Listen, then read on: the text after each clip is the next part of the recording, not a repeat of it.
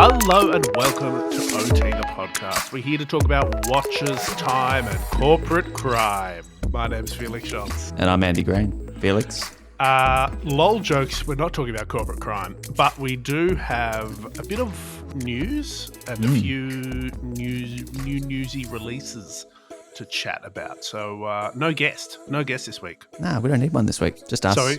So if you're confused by the fact that Ed Sheeran is inevitably going to be in our headline, we're not actually speaking to him, we're speaking about him. About him speaking to someone else. Yeah, sure. Can I tell you what I've been up to? Yeah, please. I dug a hole, mate. How far down did you get? A bit of context here. I went on a holiday. I haven't been on a holiday in a while. What with global pandemics and travel restrictions and all that jazz. It's been tricky. So I went down to the beach, turned off WhatsApp notifications for a week for a few of the work related chats, and spent some time in the sun. Dug a hole. Kids played in the hole. It's pretty good. Good time. You take them out of the hole before you left, or you leave them there? Well, they got in the hole and defended the hole from the encroaching tide in what I like to think is a metaphor for life and aging. It's deep. Did you ever watch the that film Holes? Oh, is that Steve Zahn? I don't know, but I just remember in high school they made us watch it and analyze it like 18 times. And it was punishment for naughty kids. They had to go out to the desert and dig holes. I've certainly watched Tremors. But before we get into the other thing that I noticed while I was on holiday, I did have some time to catch up on my watch-related news. I saw a story on Watchanista that hit a particular intersection of things I find cool. A story about Josh Shanks, who's I think one of the main guys there. How he ended up with one of the original Apple Watch editions. Like these are the gold ones that I think like Beyonce had and a few other sort of influencers had right when they launched. And he, like, I don't think they made a lot of them, but he saw like a family friend or someone had one and he ended up with it and he has some thoughts about it. And it's kind of cool. Like it's this luxury object that's sort of obsolete.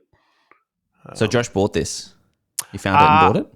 Well, he was prepared to buy it or like was exploring buying it, but I think it was like a family friend. They ended up just giving it to him. Ah, okay. So yeah. Because he worked at Apple. And that was the other thing. Like, he had like a Mac rumor site and, who knew? I probably was reading his stuff on Macs before, watches were everything in either of our lives, really. Mac rumors. Yeah, because he's got quite the tech background, doesn't he? Yeah, he was like a genius and all that jazz. So yeah, that was just a cool story. I quite liked it. I always like watches and tech and quirky historical things like that. So yeah, I'll link that up in the notes and worth a read if you've got a spare 10 minutes. Yeah, so it's interesting. So the gold value of that watch would also be it'd be a fair bit of gold, right? Yeah, and this is before they did. I think the next round of gold ones was like that weird ceramic gold. That sort of Hublot uses as well, that is like gold theoretically, but really it's ceramic with gold alloy in there. Anyway. This was like pretty hefty. Well, that's cool, Felix. Yeah, I thought that was nice. Hey, have you got anything you've been up to? Any cool stories? Any random facts? Well, I know you were on leave, but I broke your annual leave rule because I did see. I know the cool facts are your thing, but I did see something that was pretty cool, and I thought I would send it to you. I think we can both agree that this is a pretty cool fact. Yeah. So it was an article that I stumbled upon from 2018 that talks about Business Insider article. Yeah, Business Insider talks about how like modern body armor as we know it. Obviously, body armor's been around for a long time, but I think we're talking about like bulletproof Kevlar vests. Yeah, like Kevlar vest sort of thing. Yep. Was like created by this ex-Marine who was a pizza delivery guy who was tired of getting shot at, and I think he delivered a pizza to this house. Must have been a rough neighborhood. It was Detroit in the 90s. Detroit in the 90s, yeah. And so he like turned up and they like shot at him, so he went away. And then he got an order for the next week at the same address. And this time he was prepared, so he went back with a gun. With a gun, and I think got some shots in. Yeah. And whatever it was, it led to the invention of modern, body armor. So a few things, but the thing after that so he got shot a couple of times in this sort of like attempted robbery. I think they were just like rolling the delivery guy. And what happened after he got out from hospital was they burnt down his work. Yeah. Like, it burnt down the pizza shop. But like, yeah, this was at the time like they'd sort of invented like modern Kevlar, and he, as I assume ex-Marines can do, managed to get a hold of some, and no one really wanted to buy it. Like they weren't convinced by it. It So was used for something else, right? well, I think Kevlar. I don't know, but like he sort of pitched it to police forces to buy, and no one really wanted to do it. So he did a demonstration where he just shot himself. So That's right. No, it was used. It was another company had made it for like as a tire, like a wheel tire technology. Yeah. And so I'm guessing there's another factor around why Kevlar was invented, and it was probably for car tires because it was lightweight and durable. That's right. Yeah, so he shot himself 190 times, as I say, like to prove that it worked, which is pretty ballsy. But I reckon, to me, this has all the makings of a movie somewhere between the history of McDonald's, the founder, and Iron Man. You know what I mean? Like it's a classic American rags to riches story with guns. Like I just read that, and he went back. Like that's pretty ballsy and gutsy. But what else has he done? Like what other stories has old mate has he got? He's got some stories. Exactly. My question is, who would you cast as an ex-Marine pizza delivery inventor? That's a tough question. I wish you'd asked me so I could think about it a little bit more. Oh, well, you had the notes. Who would you cast? I mean, Mark Wahlberg's the obvious choice, but he's. I mean, it depends what sort of movie you want. Like, do you want this to be like a pro-American action movie, or do you want it to be a bit more of a think piece? Like, I don't know, maybe. I like Bruce Willis. Add some. He could do it, but he'd have to be like quite an aged vet. No, well, I think 90s vibes as well. Also potentially, what's his name? God, the night he's won Oscars. Hang on, you come up with some other ones while I try and. Tom Hardy. It's probably a Tom Hardy film. No. Do you think? No. Jason Statham. Yeah, the ex-SAS. No. Mahershala Ali. You know the guy from like Green Book and. Yeah. Okay, that'd be serious. Yeah, he'd be good. Mm-hmm. All right. Well, maybe we should put something together and see if we can get this made and get a producer credit. Any Hollywood types listening out there? Well, I think we need to write the script. Maybe producer Michael. Maybe he can do some work with us on this. Oh God, let's turn this into a script. Speaking of Felix, we need to take a quick break. Yeah, let's do it. And now, Andy, time to have a quick chat about this week's sponsor, Artem Strap. Let's get right into it. Australia's own Artem makes some of the best sailcloth straps we've seen, period. Sailcloth straps are great. They offer a casual look and they won't get ruined by water. Too often I find they're cheap, perhaps even downright nasty, or that they come on like super high-end pieces that are brand specific. Artem offers something different. They're supple right out of the box and the finish is excellent, and they have a feel on the wrist that I find lovely. I currently have an Artem strap on my Bremont as well as my Nomos Ahoy, and I have not taken them off since I got them. Andy, what makes a great sailcloth strap? That's a good question, Felix. There is a bit of a secret sauce in Artem straps, but we do know that they have a synthetic upper with an underside that is a mix of cowhide sealed with rubber to provide a smooth and water-resistant seal on the surface that touches your wrist. These high-quality materials and the attention to detail mean that it has a really pleasing satin sheen that conforms well on the wrist and, offers that water resistance. It's the smooth underside that sells it for me, Andy. Artem currently offer black straps with white, grey or black stitching in widths from 19 millimeters all the way up to 23. So that's 19, 20, 21, 22 and 23 millimeters, as well as a few lengths. They have some exciting updates in development too. Stay tuned for those. Yeah, I'm looking forward to seeing what Artem do in 2022. But Felix, do not forget the buckles. They offer a few different buckle styles which live up to that same quality we've mentioned of the straps. And that includes a really solid deploying option. Yeah, speaking of the deployants, bit of a new thing out of the gate for them. Check out the new style sailcloth that is reminiscent of Amiga's canvas strap. Comes with no keepers, which a lot of people will like, and that makes it tailor-made for that deployant buckle. Love it. To find out more about Artem's wonderful sailcloth straps, head to artemstraps.com. That is ARTEM straps.com. Love it, Andy. Let's get back to the show. Felix, the first thing I want to bring up now that we're back from that very brief intermission Ed Sheeran on Hodinkee for the second time in his life. So there's this new, I don't know if you saw it, but there's this new podcast or series that Ben Clymer launched. Yeah. And the debut guest was Ed Sheeran. So quick note, he has been on Hodinkee before back in 2019. So we'll link up that. Everyone forgot about that. I forgot about that. I never did. But it was sort of, because he said in this letter, I'll talk about watches when I'm ready, basically. And it was, detailed enough letter. Well, back on video. So I have a few thoughts, a few questions. First of all, I really appreciate the content. It's like nearly 50 minutes, very nicely produced, really interesting. But my first question, Felix, what's going on with Ben Clymer? He's back on the scene in a big way. Yeah, look, I see a bit of he's on stories. I saw some stories. I saw some LinkedIn activity. Who knows? Ben Clymer, maybe he's probably just as bored as everyone else. He's up to something. You reckon? He's up to something. Moves? These are moves. These are back on Instagram. He's got his golf podcast, but he's back. He's been very active. And he's come out swinging with a sit-down interview with Ed Sheeran.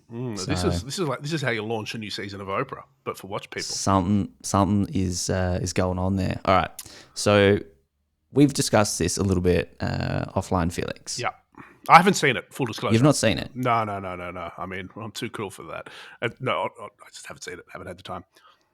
So why don't I ask you? I'll explain a few things about it, and then we can go through some questions we had. So yeah, Ed Sheeran sits down, sort of talks about his watch collecting journey. It's pretty light touch, but it's more detailed than I was expecting, like a lot more detail. Very candid. He's very charming, obviously. One of the things I really liked is that he didn't hide the fact that, being one of the world's biggest touring artists has its perks, especially when it comes to allocation. But he didn't hide it. None of that. I'm on the wait list just like everyone else. None of that sort of... Oh, like he still waits for things. He was sort of like, oh yeah, I've got someone I can call for this. I've got someone like of course you would. Of course you would if you're Ed Sheeran and he waits minutes for it to be delivered. He toured for 2 or 3 years straight, right, with the Divide tour. So I found that really interesting. He talked about how he's been trying to get one of the Tiffany Patek 5711s, and that's proving challenging. Yeah. It's cool. I find it really interesting that he talks about his friendship with John Mayer a lot, and sort of I think it's cool that they're like watchmates. I think, like in anything, you need sort of people that understand you around you. And I mean, if, like I've said, if you're a giant musician that happens to be fairly seriously into watches, aren't that many people you could chat to about it on a equal sort of way? Like someone's like a lot of people, I imagine, would be trying to sell him stuff or fanning everyone. But old John, he's probably playing it straight bat. He talks about custom watches. So one of our friends and previous guests, George Bamford, gets a mention, which I found quite cool. Ed Sheeran giving you a plug anywhere is pretty cool. And I posted the video, like a screenshot of the video as I was watching it, and George responded. He's like, "Oh, that's pretty cool to see." And I just said, "George, mate, like Ed Sheeran is talking about you to 400,000 people so far. I think that's a little bit cooler." But it's cool to see that there's this sort of mutual respect that goes on, and I think for me it was a glimpse behind what Ed's thinking, like thought process is, and like it's a peek behind the curtains of a whole different world of like watch collecting that's really, really private and at this sort of like level most people can't imagine. I will also say, Felix, he does spoil No Time to Die, so watch that film before you watch this. Okay. Fair. I mean, I think I've had it spoiled in a few places, but God, he hit me with the spoiler. There was no warning, and Ben gave him a free pass, which Let's just say that Hodinkee's not getting any Amiga sponsorship anytime soon. I doubt that'll have any impact at all. But so what are your questions? You had some questions? Yeah, so we were talking about it. I said, have you seen it? You should watch it. I'm on holidays. I'll watch it later. And then I think you asked me, why would he do it? Why now? Because that's sort of the thing. I mean, I've spoken to, I think maybe Jack or Ben or someone at Hodinkee in the past has said, we will never get Alan on because there is nothing in it for Alan. Yep. And I think these days maybe they don't want Alan on, but that's a different kettle of fish. So I think that same sort of statement applies to Ed. So why do you think he did it? I mean, I think he's a very big touring artist, right? obviously recording as well. But this, yeah, as I said, I think he toured 2 years straight for the Divide Tour, and that's when everyone got a custom Tudor watch at the end of it, the Black Bay 58. Yeah. But that's a lot of touring, and there's the money to it, but it's keeping busy. I think he's, as like someone who follows him on Instagram as well, I think he's just kind of adapting with the times. Like he's been very impacted by an inability to tour and travel. Obviously not as bad as it is for us Aussies, but he's probably been impacted that in a way, and he's probably a little bit bored, and he's just being a bit more active and trying to, it's just a way of reaching new people. And it's probably nice for him. It's probably nice for him to kind of talk about it on his own terms. What do you think of the optics of, and I think you've sort of alluded to this, like the optics of someone, because I think this is why a lot of people that are sort of rich and famous tend to be a little bit discreet about their ridiculousness. Like, does he come off maybe bad having all these access to watches that other people don't, or is it the genuineness that sort of makes it? Because this will be easy for, like, I don't know, the New York Post or the Daily Mail to write a story about Ed Sheeran brags about being one in the 1% or whatever it is. Like, that could be the outcome of it. Well, I mean, I don't see how, because I think everyone knows that if you're selling hundreds of millions of albums and getting all these streams and touring for 2 years straight and doing stadium tours, like I think he did a dozen or so just in Melbourne, sold out 100,000 people every show. Jesus. You're making a lot of money, right? Yeah.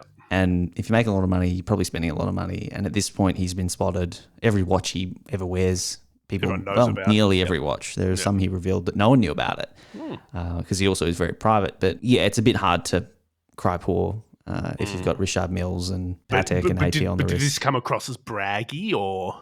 No, not at all braggy. Yeah. I mean, he was very charming about it. It wasn't braggy. He's not. I don't think that's his personality. The only brag is the only flex that I really took from it from Ed's side, and that was him saying how he doesn't have a mobile phone. He ditched it. He thinks that mobile phone technology needs to go back a couple of years, which I agree.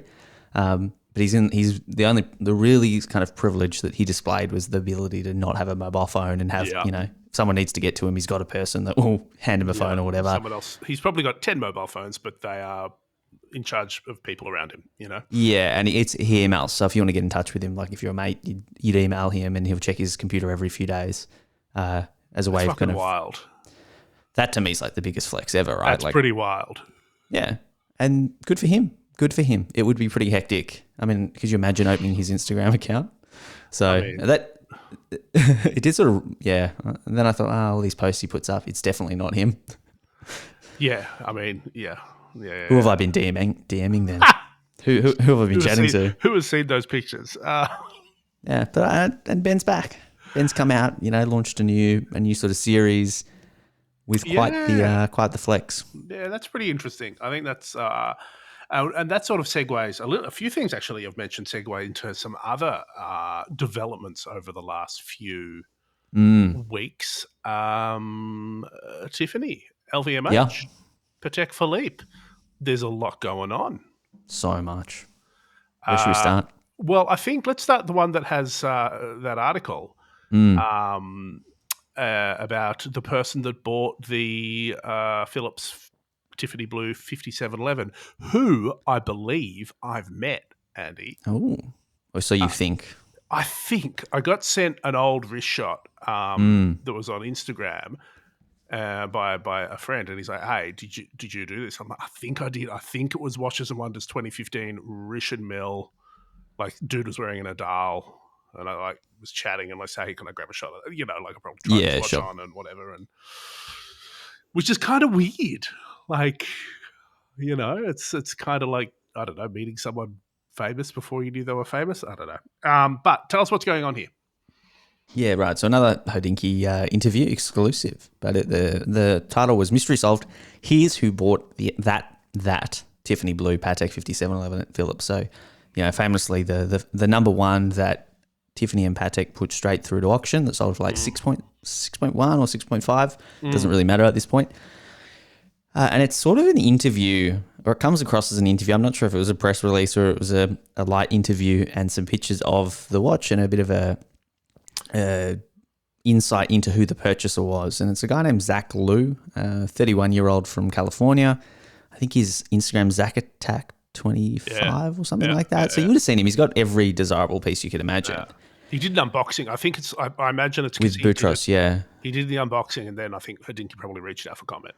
Yeah, so it was sort of the biggest flex I've seen ever. It was Paul Boutros from Phillips opening up the box, and at first I thought my brain didn't register who was opening the box. Yeah. And I thought, okay, he's got one, because it would make sense for this guy if you look at his collection to get this watch. If anyone's going to get it, it's a 31-year-old mega collector. Yeah. And then it turned out it was the watch, and it was sort of the story around how he got it. And essentially what happened was the winning bidder disappeared or couldn't complete the transaction. That's very interesting. Let's talk about that in a minute. Yes. And so Lou was not the underbidder. He's sort of positioned as the underbidder, but he's not by definition the underbidder. He dropped out at $5 million, which is a ridiculous amount. But he ended up getting offered the watch for purchase at I think the full amount. Because I think they got Phillips and Patek had a look together at the other bidders and said who would be serious about this. Well, I think at that point everyone was serious. Yeah, but they obviously had to approve it, apparently the other sort of Tiffany 5711s. And so he ended up paying the full whack. Price. Yeah. And there's a charity element to it. But I found that interesting because who were the other people that passed? Did they get offered? Did they get offer and pass, or did they not get offered? Because if you're reading that and you were the underbidder, you'd be like, well, why didn't I get offered? So that's interesting. And that makes me think they would have offered it to them. But does this happen often, Felix? I read it differently. So I read it as they would have been concerned about the optics of letting it known that one person didn't the winner flaked, and B, maybe underbidder 1 and underbidder 2, I don't know, they might have been agents, they might have been, looking to profit. They might, from whatever Patek's point of view is, they might not have been desirable end clients. They can say that. Yes, they can, and it's also kind of ridiculous to have that level of oversight at an open auction. So I think this was like PR or Patek would have been very conscious about this massive news story, then looking bad if the underbidder was someone they didn't want to own it or didn't look great for them. So this guy was a safe choice. Yeah, so for me, this is the next chapter of a book I really don't like. I really don't like. It makes me feel worse about the situation, and I don't really care about Tiffany as a brand. I still don't understand what they bring to this watch or to Patek. That's well established. I'll say it 1,000 times. But there's some interesting quotes, and it's very curated and detailed. And I should start before we get into the quotes. You said you met Zach Lu. I think so. I don't even know if this is his real name. I'm not convinced. And if I was him, I wouldn't give my real name. So, grain of salt. Zach Lu, it's also probably his English name as well. Yeah, exactly. But there's so little detail. There's no detail around this. This Hodinkee article is, I think, the first time his name appears anywhere on the internet in relation to watches. And there's I've done a bit of background on it. There's just nothing. So it's a bit of a mystery still. So it's not really mystery solved. But it's interesting. And the comments on Hodinkee reflect a lot of the points within this very well curated response and story that we've been told. And the first one is that, Zach says, I've known Terry for 16 years. I'm 31. I've been collecting since I was 15. So Terry knows me very well, sort of alluding to why he got offered the watch and why it was for him. He got a purchase history. Purchase history. I mean, Tiffany apparently are the ones who allocate the remaining 169 of these watches. Mm-hmm. If you're a guy with 6 million plus, I don't know how Tiffany would not have offered you this watch, or you wouldn't be able to. Surely you're in that category to get it from Tiffany. That disgusts me that this guy's not not eligible to even be considered by Tiffany. Well, I mean, also I don't know how long he's been in the States for. It's maybe he doesn't have a Tiffany history. Anyway, sure. I mean, yeah. Who's doesn't like Tiffany? Maybe he's more of a Cartier guy. Yeah, whatever. But and then the other interesting thing here is being collecting Patek since he was 15, and so that's that proved an unpopular comment or remark in the comment section as well. This is not the world that we exist in, Andy. We don't exist in this world. But it exists. It exists, and I think a lot of people, and you're exactly right, Felix, a lot of people don't like this. Like, so we're talking about Ed Sheeran, and everyone loved sort of him, the glimmer of the world that he gave. This is a polar opposite, in my opinion. But another sort of reasoning as to why he bought, and he sort of gave his big justification. I was like, well, I couldn't have gotten it from a retailer, sure. So this was the only way. It's unique. There's a charity auction. But he said he didn't want to push too hard. This opens up a door for me and Tiffany America and to Tiffany Patek. I think this will be a beginning of an adventure and a long relationship with Patek in the US. It brings everything together. It just feels right. To me, that feels entirely wrong. Like, you shouldn't have to do this to start a relationship of any sort. And it just seems like the worst motivation ever to buy a $6 million watch. Honestly, it probably just doesn't matter. Yeah, it can't matter. Like, it just can't matter to him. Like, it's you just buy something. Like, why not? Like, I'm sure, speaking of Ed Sheeran, if he wanted to spend $6 million on a watch, he could and not have to think about it. Like, I mean, maybe think about it a little bit, but it's not. Yeah.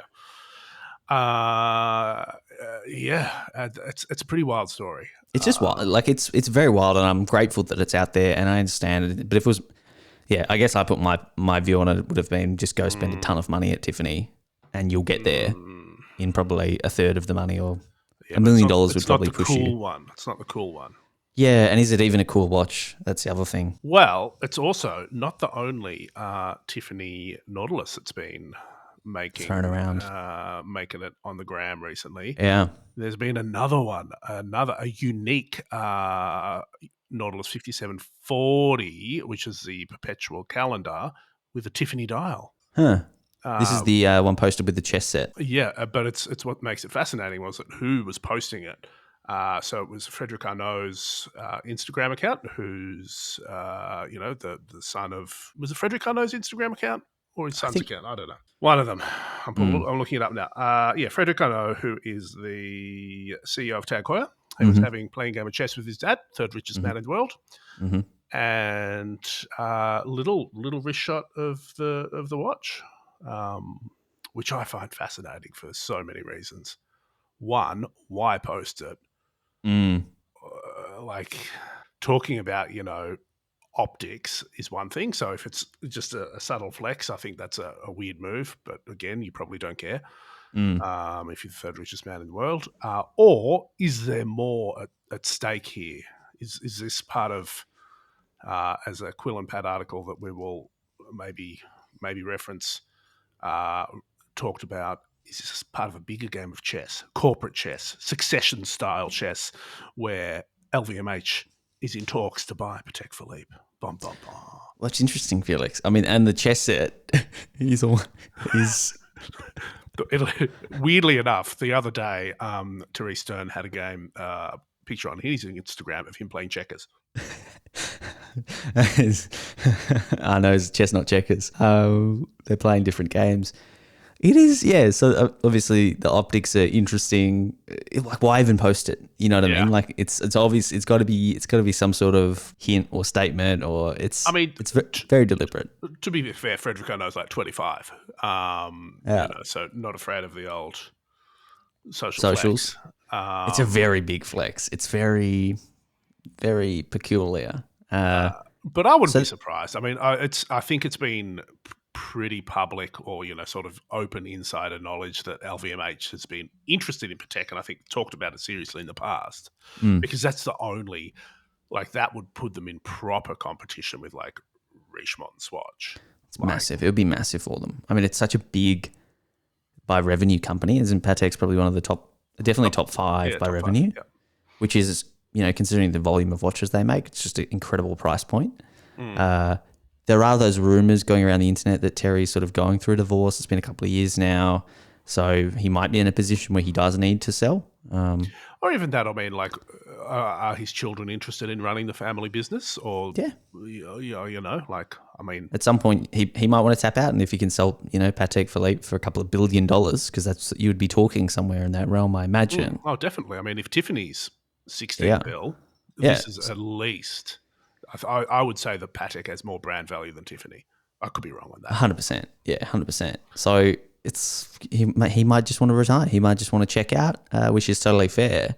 And who are you going to sell it to? At that point, there's only a couple of groups that would be able to facilitate that sort of transaction. And have that proven history of, shepherding a blue chip luxury brand. Yeah, I think it's the only, the only obvious choice. But there's more, Andy. There's more. There's more. We talked about a Quill and Pat article, but Yes. that wasn't about LVMH and PP, though they were talked about.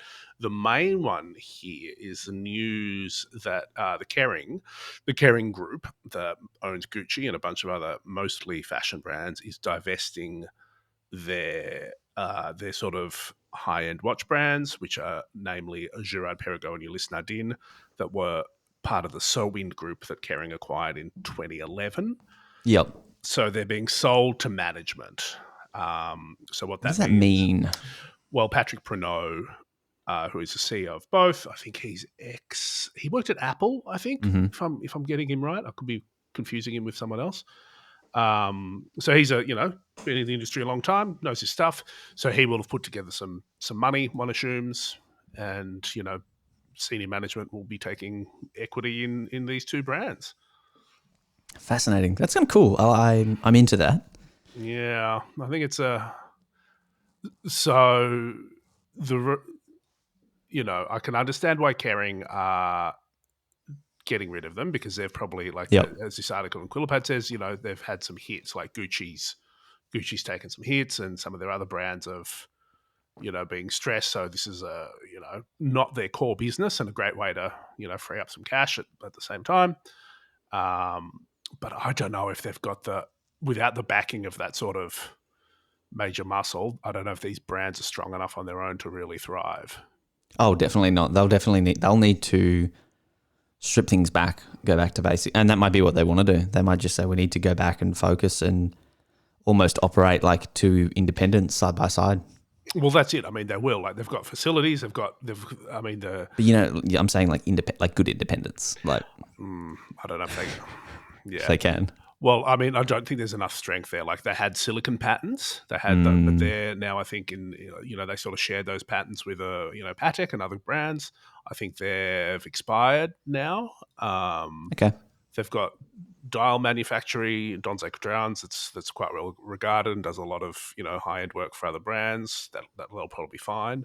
But I mean, GP's the Laureato, and Ulysse Nardin is big in sort of the East, like the Russia and the stands, broadly speaking, in that sort of Middle Eastern area, which is a tricky part of the world to be selling high-end luxury watches to at the moment. So I don't know, man.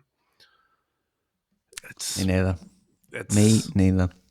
I've said it before, like, there's a lot of luxury brands, and I don't know if they're all going to be around for too long. Yeah, it got very crowded. I just want to make the note, Phillips. This episode has gotten a little warm. This has gotten hot. It's not that. I mean, I think this is, you can't be so gung-ho as to go, okay, there's a major multinational has ditched two brands. That's good news for everyone. I hope they so, like, because the Laureatos just seems to be picking up heat. Bloody, our mate and former interviewee Asher Rapton keeps hyping them. Maybe he's a silent partner. Maybe, who knows? Ooh. We should ask him. Sorry, Asher. Not so silent. But I don't know if the cool factors, I don't know if there's enough there to sort of keep them in that status that they're at. Yeah, it's going to be interesting to see. Hey, on to some more news. The Royal Oak 1050. Cool beans. Oh, hey, speaking of anniversaries, before I forget, do you know what else happened 5 years ago? In a couple of months? What's that? Paul Newman was auctioned. 5 years? I know, man. Oh, God. Where were you? When that was sold? that's it makes me feel old in the watch world. Could we point to that event as the beginning of the end of a particular era of watch collecting where everything became over commodified and That was really Zachary Lu started building up equity? sort of the main, like when watch auctions went mainstream, wasn't it? Like properly mainstream, like in terms of coverage, like every news center was covering it. Yeah. Maybe Oral Bax is the villain. Maybe he is this whole time. Anyway, back to the Royal Oak before we get sued. A lot of people to sue us this episode. So, certified icon at this point, 50. I don't really love where the Royal Oak size is currently at, but we have seen some sort of new 37mm models, Felix. I think it's a new reference, 15550. One in particular with a lovely kind of icy blue dial. I don't know. I like the gold. I like the solid gold boy. With the sort of like the fume on the edges. That looks like that patina tropical vibe. That is very cool. I mean, I look at it, I'm at the point in my life and in my watch collecting where, an AP at retail would be achievable if it was available. Yeah. And it's sort of sad for me because it was a watch the Royal Oak was one I always really liked, but just money and life. And, I was a young boy when I got into this hobby. Wasn't 15, I was probably around 20.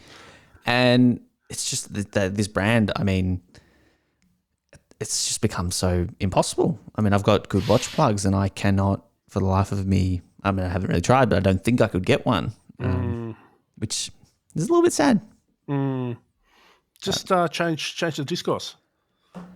Yeah, I'll change it. But I mean, I think so. We could spend another 40 minutes talking about all the new releases. But honestly, there's websites you can do that. Let's not get into it. This. You love Miss Tweed, Felix. Astrid Venslat, something like that. Should be a great guest. Yeah, we should reach out and get some straight source. You want to share this rumor that we've been seeing fly around? Okay, sure. Yeah, the rumor is that AP's in the market for a new head honcho. CEO. Yeah. So, should we apply? Yeah, we could be joint CEOs. Exactly like Succession. Oh my God. You could be Kendall. No, man. I think we've worked out who I am. Yeah. So Miss Tweed, if you aren't across the website, remarkable website, but it's they reported that I think headhunters in France or Europe have been given the brief to find a really, really top tier watch industry CEO. Sort of saying that the current CEO, Benny Hammers, has been at AP for 25 years, which is remarkable. And it might be time for him to move on. Maybe he's just done. Maybe he's retiring. He's had an amazing career, though. So the other thing they might be doing, and this is it could, I don't know enough about law. It could just be like a contractual thing. Like they have to review options every so often to, just see how much he's worth and all that sort of jazz. Yeah, it could be doing some sort of market tests. But he was the North American sort of head of market, wasn't he? Yeah, that's where he sort of cut his teeth with AP, I think, and he would have been responsible for one of my favourite parties. No, one of my favourite AP collabs ever with NSYNC. Oh yes, he would have been. I was going to say parties. So one of my favourite things to do is look at old photos of him. Yes. At events with like Jay-Z. Yeah, with Sean Carter, and just the suits and the. I mean, he's had a glow up. He's had an absolute glow up, which is great. So many pinstripes. So many pinstripes, really like rectangular frame glasses. It's just so fascinating. I just wish I was around. I was in New York at that time and in watches. It would have been a completely different time for watches and watch events. It would have been amazing. Thank God for Getty Archives.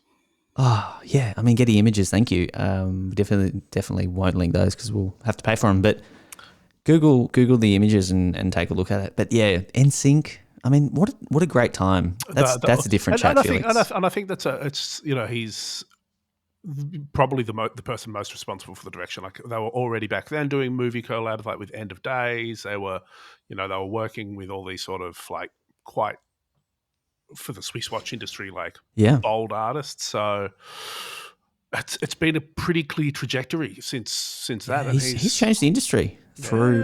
Massively through collabs. Yeah. Underrated, maybe an underrated CEO. We need to bring it back home, Yeah. though. We need to two things. Yep. One, massive shout out to Dave Chalmers Uh-huh. who Oh, recently yes. our friend and Yes. former colleague Mm. and the founder of one of Tag Heuer's best websites called Caliber 11, which is I think called it a day. Yes. Put a pin in it. Put a fork in it. Yeah, which I mean it makes sense. Like it was sort of a work of passion that Yeah. Dave's got other jobs and full time Mm. thing, and he's been doing it a long time. So 10 years, I think. longer, I reckon longer, Longer. 12 maybe. 12 or something. Yeah, he did a really kind of frank He was statement one on of it. the first digital like bloggers at Basel. Yeah, Like right. that's like they didn't know what to do with him. That sort of new category on the accreditation badge sort of thing. And the lesser known man behind Time and Tide. Probably the reason it Yeah, really eventuated. yeah. The So momentum. yeah, So well done, Dave Chalmers. Hope you're Yeah. listening to this, and let's get a drink sometime soon. We could talk about Tag Yes, definitely. Heuer's Naomi Osaka Yeah, so Felix, limited Australian edition. Open's happening here in Melbourne. Yep. As you know, it's probably going to be done by the time this comes out. Mm-hmm. But Tag Heuer did announce their sort of partnership with Naomi Osaka and the new watch they've sort of dropped. I think it's renewed, right? Like it was last year, and then this year they've got a new watch. Yes. So it's a minty green Aqua Racer, Beautiful. limited edition. Yep. Stunning, really cool. Minty strap, minty dial. Really nice. Some diamonds on there as well. It's got everything that I like, just sort of thrown in there. And sort of interestingly, people were like, well, I think there's an ad campaign where she's wearing the connected watch. Mm-hmm. And everyone's saying, why couldn't she wear that on the field? Because obviously some It tennis makes stars sense. wear Like their it's a fitness endorsements. device. They've got But it's also a communication device, Felix, and that would be in breach of the rules. Someone could give her coaching through that watch. True. So that's why she wasn't wearing it. Yeah, I also read I listened to a fascinating 99% Invisible podcast on that communicating in baseball, but that's a very different matter. I'll talk about it later. Aqua Racers. Yes. Not only has Naomi Osaka got a new Aqua Racer, everyone does. Yeah. The Aqua Racer 200 has been announced as part of the sort of LVMH Watch Week shenanigans. We're seeing I think this is the follow up to last year's the Professional 300. So this is, Yeah. I think, that's a pretty chunky 43 millimeter diver. We've both played with them. This is sort of the more cut down version, and I think it really hits some nice places for me. Yeah, so there's, obviously it's 40 millimeters this time, 4,000. 41 or 40, I can't recall. The 200 date is 40 millimeters at 4,000 Aussie dollars, Felix. Solid. Very solid. And there's other like smaller sizes, but that are sort of due to like the diamond dials and the mother of pearl geared more at women. But I think, you could find some great choices there for guys. I just think it's a really solid offering. Like the quartz have no date. It's, there's polished centerlinks on the bracelets. There's nice fume sort of dial patterns. They've got that garage door style. The dial markers have been sort of cleaned up, like as per the last year's on the 300s. It's just a solid. It's just like Tag Heuer is always sort of seen as that good first watch, and this I think very much does that. Like if you want a sporty, outdoorsy, nice looking watch, it's great. Tag Heuer 3 years ago versus today, leaps and bounds. Incredible. And I think it's got quite a strong visual identity on its own. Like, yes, it's got a shaped bezel and it's got lines, and you could, poke sticks at it for looking like, Royal Oaks or Nautiluses or whatever. But I think it does its own thing. It's not a boring round dive watch. No, and on that note, I find it really interesting, and I just said, so 3 years to now. Is it because the group as a whole is doing less, or that there's more attention on Tag Heuer? Because it was sort of, they were doing stuff, but so was Zenith and so was Hublot. And there was so much happening, and don't get me wrong, there still is. But I feel like there's a bit more refinement with what Tag Heuer is doing, especially over these last couple of years. And I'm here for it. I think it's probably stuff that they were implementing then, and we're now seeing That's also true. market. Like the pipelines are, like I'm sure you can push something out quickly, but this sort of strategic overview takes a couple of years at least. And I just think we're seeing the result of that now. Like they've sort of, they've streamlined, they've consolidated, they've cleaned up their collections a bit. Like it makes sense. Like there's a lot of watches, but like the automatics have the smoky dials, quartz have no date. There's, it's a pretty consistent cohesion there. Yeah, it's nice. I think they're really good. I can't wait to see them IRL. Yeah, I've got gonna send an email tomorrow and get some sent out. Oh yeah, cool. Yeah, definitely. Yeah, we'll get hands on. Nice. Hey, we've been waffling on a bit. We should probably wrap this up. Let's do it. Thank you, Adam Straps, for supporting this week's episode. If you would like to email us with your rumours, gossip, or sponsorship deals, otthepodcast@gmail.com. If you think you'd make a great AP CEO, let us know. We'll pass it on. We will. We'll pass it on.